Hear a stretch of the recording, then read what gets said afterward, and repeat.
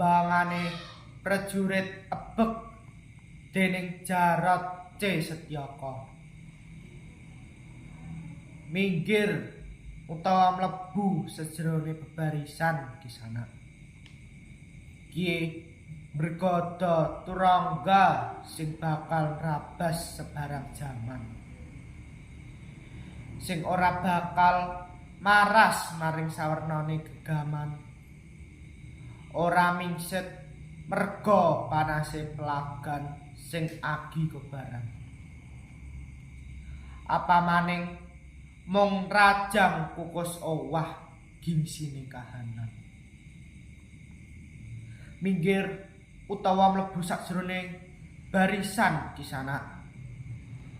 Sawise jemleder swara pecut kaya bledhek ladung tawang.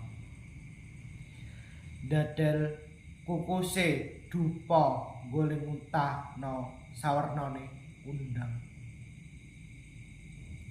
Aja wani-wani rika nyepelekno najan mung wujud jarang kepang. Kiye panjelmane gunungan senapati manggala sakabehe perang. Maya bali maring tetembangane kaki nini sing gawe ati wening. Merga sawise ning kalangan ngumandang gending eling-eling.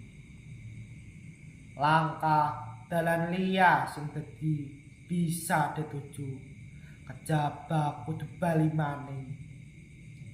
Balik nuhoni iline Bapak Serayu sing tansah nggawa piweling.